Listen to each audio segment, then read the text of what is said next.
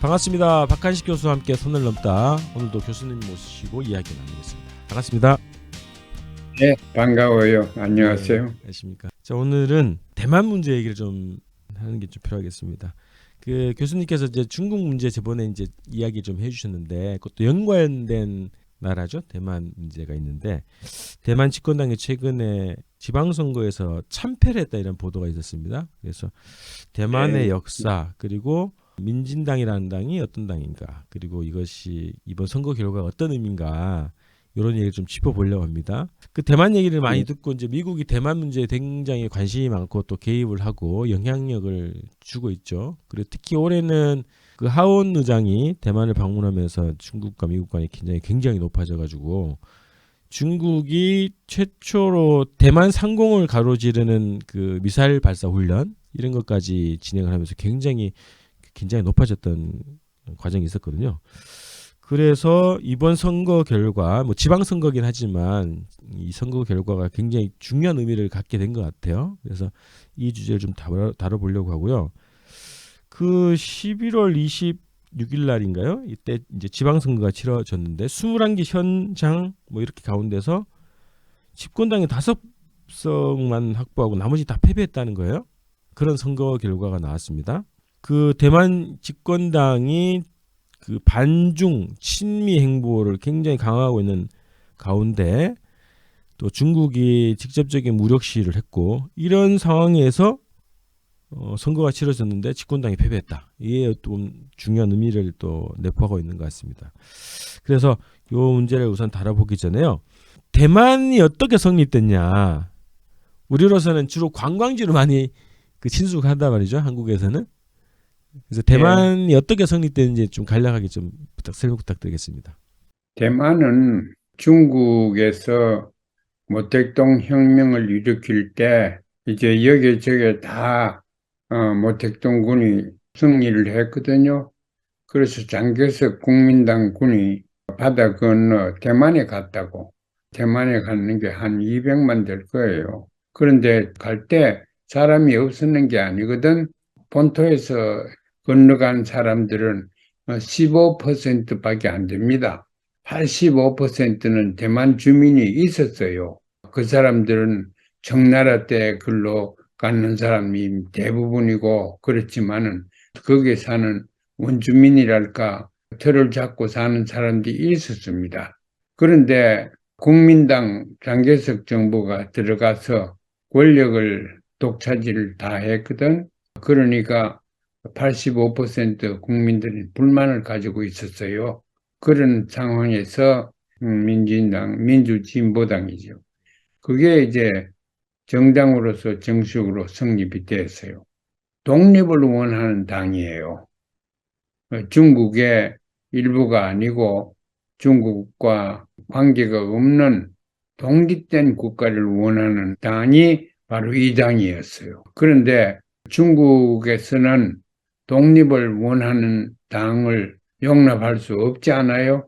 그래서 이 당이 국민들이 이 당을 지지를 쭉 해왔다고 지금까지. 그런데 최근에 와서 그게 좀 달라졌어요. 원주민이라 해야 되나요? 85%의 원주민? 원주민은 또 그 원주민은 옛날부터 있었던 원주민은 있고 네. 대만의 대부분 사람들이 본토에서 넘어온 사람들이에요. 그 청나라나 그때 오래전부터 걸로 건너가는 사람이요. 저 민진당 여당은 지금까지는 그래도 국민들의 대다수 지지를 받고 저 정권을 잡고 있었지요. 그런데 이번에 왜 패배했느냐? 중국 사람도 대만 사람도 한국 사람도 북한 사람도 다 전쟁을 원하는 사람은 없어요. 요새 전쟁을 하면은 자기가 살 수가 없으니까 전쟁을 막아야 되겠다, 원하지 않는다 하는 것은 굉장히 강한 집념입니다. 중국의 지금 여당이. 그런데 요새 말이 왔다 갔다 하는 거 보니까 전쟁 가능성이 너무 고조가 되거든요. 조 바이든도 본토를 공격하면 우리는 미군을 보내겠다. 공개적으로 얘기를 했지요. 그리고 시진핑이도 만약에 대만의 정치가 미국에 의해서 강압되든가 이러면 우리는 용납 못한다. 필요에 따라서 우리가 대만을 정복할 수도 있다. 그렇게 얘기했거든요. 그러네 대만 주민들이 보니까 이 큰일 났거든. 전쟁이 일어나거든. 큰 나라 두 개가 지금 붙을 가능성이 있거든. 그래서 그런 가능성이 있는 정당을 국민들이 지지하지 않았습니다. 그래서 이번에 참패가 된 거예요. 간단합니다. 제가 볼 때는 다른 이유가 없고 전쟁하는 걸 반대하기 때문에 투표에 적극성을 보이지 못했습니다. 그 집권당 민진당의 그 대중국 정책 이것이 결국 그 전쟁 위기를 불러왔는데 이거에 대한 심판이다 이렇게 보는 건가요? 저는 그렇게 봅니다. 대중국에 대해서 우리는 독립해서 새로운 정권을 만들겠다 하니까 그걸 이제 북경에서 용납을 못했어요. 그 어느 정도 자치를 하겠다 하는 거는 다 용납합니다. 중국에 큰 자치성도 있고 뭐 이렇지 않습니까? 그런 원칙에 의해서 대만이 자본주의로 가도 용납을 지금까지도 해왔고 앞으로도 해올 겁니다.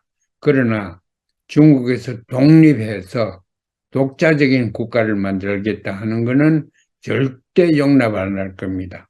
두고 보십시오. 대만 문제는 중국에서는 국내 문제로 봅니다. 국내 문제에 외국에 가입하지 마라 이렇게 되어 있습니다. 몽고 정책이나 이런 정책에 외국에 관여를 못하게 되어 있고 하면은 북경에서 그걸 용납 못하게 되는 것이 지금 중국의 정치 현실입니다. 그래서 지금 집권당이 전쟁 가능성을 유발시키는 당이라고 인식되기 때문에 지지를 못 받고 지방선거에 참패한 것입니다. 이제 한국과 굉장히 참고할 만한 그런 그 현상이라고 보여지는데요. 고전에 우선 그 민진당이 그러면 대변하는 게 구성과 이념이 어떻게 될까요? 애초부터 창당의 목표와 정신 자체가 대만의 독립을 내걸고 창당을 한 거예요? 처음부터 그렇게 했지요. 왜냐하면 그때 집권하고 있는 장개석이 끌고 온 국민당이 통일 문제에 대해 원칙적으로 통일을 해야 된다고 하지만은 아무 정책이 없었어요. 그 상태로 그냥 가면은 중국의 하나의 지방 정부에 불과하고 북경 정책에는 직접 어떤 영향을 못 미치는 그런 대만의 상황이기 때문에 민진당에서 이러면 안 된다. 우리는 독립국가를 만들어야 되겠다. 그래가지고 나온 거예요. 본토하고 작별을 하고 우리 국가를 만들어야 되겠다. 그 대한민국도 뭐 비교하면 재미있는 현상을 상상할 수가 있습니다. 말씀 듣다 보니까 대만의 구성이 15%는 이제 본토에서 넘어온 사람이고 나머지는 이제 네. 현지 그 원주민도 있었고 또 청나라 시기부터 오랫동안 이제 넘어온 사람들이 대다수를 차지하는데 그러면 네. 그 본토 중앙 정부에 대한 약간 반감 의식이 기본 있는 사람들이 상당히 구성원으로 볼 수 있겠네요. 예, 그러니까 대만이 그 사람들이 본토에 대해서는 본토가 뭘 정치적으로 경제적으로 잘 할 때는 지지를 하고 잘 못할 때는 지지를 안 합니다. 다른 소수민족 그 지방 정부하고 마찬가지의 입장에 있습니다. 중국 정부에서는 그렇게 계속되기를 원하고 또 국민당 정부도 그걸 원하는데 민진당에서는 우리는 우리 독립국가를 만들겠다. 그걸 처음부터 들고 나왔으니까 그걸 국민들이 따라갔다가 가만 보니까 전쟁이 일어나 있거든. 그래서 이제 이번에 선거에서 참패가 된 겁니다. 그 말씀하셨던 것처럼 중국은 이 대만과의 관계를 양안 관계, 양안 문제 이렇게 하고 내정 문제로 판단하고 그렇게 정책을 펴고 있다는 거잖아요. 외국은 강조하지 마라.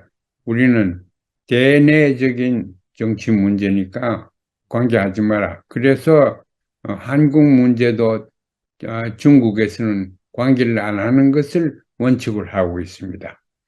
왜냐하면 한국 문제도 국내 문제로 생각을 하기 때문에 그렇습니다. 그런 그 중국의 입장에 대해서 계속 그 중국이 북핵 문제 해결에 앞장서라고 자꾸 부추기는 것 자체가 허망한 얘기였네요.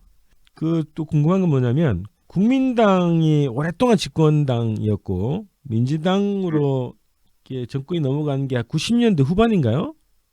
아마 그렇게 예, 보이는데 이 두 당의 대중국 대미 정책이 공통점과 차이점이 있다면 뭐가 있을까요?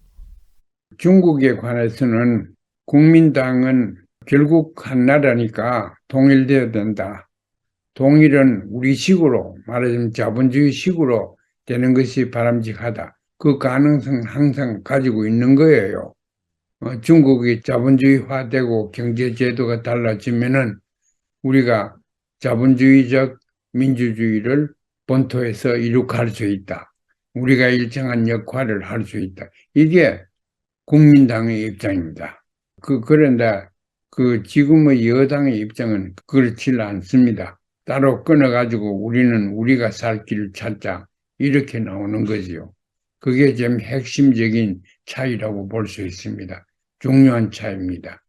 대미 정책에는 미국이 대만 문제에 대해서는 의도적으로 모호하게 이끌어가는 것이 intentional strategic ambiguity라고 하는 거지요. 모호하게 가는 그거를 그 대만 정부와 여당, 야당 전부 다 그대로 따라오고 있습니다.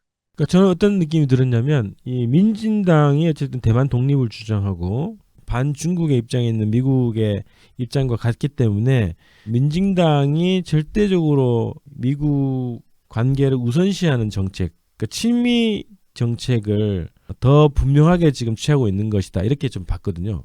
그런데 그 친미 정책에서 미국이 군사적으로 공격할 수 있기 때문에 이번에 선거에서 나타났지요. 그러니까 그 친미 정책이 그 확고적인 원칙 이념적으로 무슨 민주주의를 따라가고 인권을 옹호하고 이래서 따라오는 건 아닙니다. 그래서 이제 자기 편의에서 하는데 여당에서는 계속 할 수가 없다. 그렇게 결론을 지어지는 것 같아요. 대만의 국민들은 우선 전쟁을 반대하는 것을 투표를 통해서 입장을 밝힌 것이다. 이렇게 이번 선거의 의미를 봐야 된다고 하셨네요. 무슨 민족의 자준이 이런 거는 아니고 전쟁을 피하는 방법을 찾았어요. 그런데 그 전쟁이라는 게 금방 있을 수가 있거든. 큰 원자폭탄이나 국제로 이게 파문이 나갈 그런 전쟁도 아니고 중국이 대만을 군사적으로 동일하려고 하면은 미국이 가만히 있을 수 없지요. 그런데 그거를 원하지 않는 것이 누구냐? 대만 사람들입니다. 그런데 대한민국 사람들은 전쟁을 원하지 않은 농도가 그렇게 직접적인 게 아닌 것이 저로서는 이상하게 느껴집니다. 대만에 있는 국민들이 그 전쟁을 반대하는 것을 정치적으로 표현한 선거였다고 이제 보면 그 한국에서도 이것을 적용한다 그러면 일단 뭐 내년에는 선거가 없지만 뭐 보궐선거라든가 이런 게 있을 수 있고 그 뒤에 이제 2024년이 이제 총선이거든요. 그럼 총선 때 예. 지금 현재 윤석열 정부가 계속 전쟁 정책으로 나간다 그러면 이런 결과가 나올 수도 있겠다. 그 참고해 볼 만한 그렇죠. 현상입니다. 그렇죠. 그리고 정권을 쳐다보고 있는 야당은 위기의식을 조성시켜야 됩니다. 전쟁이 일어난다. 그래야 돼요. 사실적으로 그렇습니다. 지금 조 바이든은 미국에서 참 국회에 자기가 유리하게 되어가고 하니까 북한에 대해서 또 한반도에 대해서 전쟁을 조성시키는 방향으로 나갑니다. 그리고 그것을 국민들에게 홍보를 잘하고 해서 전쟁을 반대하고 전쟁을 용납하는 정치인이나 정당을 절대 정권을 가지도록 해서는 안 됩니다. 그 마지막으로요. 지금 윤석열 정부가 G20회라든가 이런 데 국제회의에 나와가지고 미국의 입장을 앵무새처럼 지금 떠들고 있는데, 특히 대만 문제와 관련해서 양안 관계의 뭐 긴장, 현상 변경 반대 이런 식으로 미국의 수사를 그대로 복사해서 자기의 정책화해서 발표하고 있단 말입니다. 그 한국의 대만 정책 관련해서 어떻게 가야 되는가? 우리가 정식 외교 관계 아니라 하나의 국가를 인정하지 않는 것이 국제적인 지금 체제 아닙니까? 질서 아닙니까? 그래서 이 문제 그건 어떻게 뭐, 우리가 풀어가야 될 것인가? 그거는, 국가가 아닌 거는 그 국제사회에서 이미 인정돼 가지고, 그건 그대로 받아들이는 게 옳고, 그 외에 미국이 하는 대로 따라가지 않아야 하는 거는, 미국은 본토를 견제하기 위해서 대마적 정책이 있습니다. 그 대한민국은 중국 본토를 견제할 의미가 하나도 없다. 오히려 역효과만 나타나거든.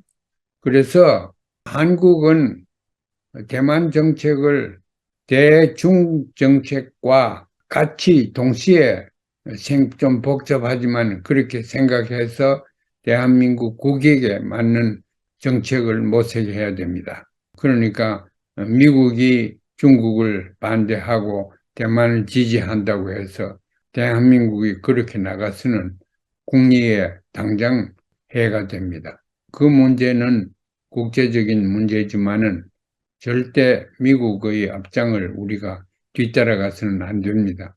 굉장히 지금 우려스러운 게, 그 러시아 그 우크라이나 전쟁 관련해서도 미국의 입장을 그대로 반복했고, 그 중국 대만 예, 관계에서도 또 미국의 입장을 그대로 반복했단 말이죠. 그리고 그 최근에 수출 지표를 딱 보면은 이게 수출 지수가 굉장히 악화됐는데, 거기에 큰 부분이 중국 관련 수출이 굉장히 줄어들었다는 거거든요.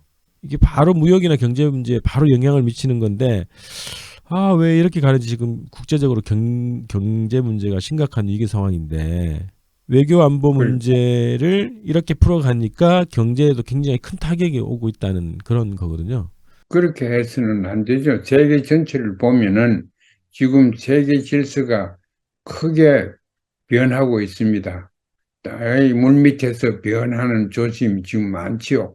그런데 그런 걸 우리가 중국과도 그렇고 러시아하고도 그렇고 인도하고도 그렇고 이런 브라질도 그렇고 브릭스 하는 그러한 데 우리가 적극성을 가지고 참여를 해서 미국의 일변도를 하는 걸 하루라도 빨리 멈추지 않으면은 우리 국익에 큰 타격이 올 것입니다.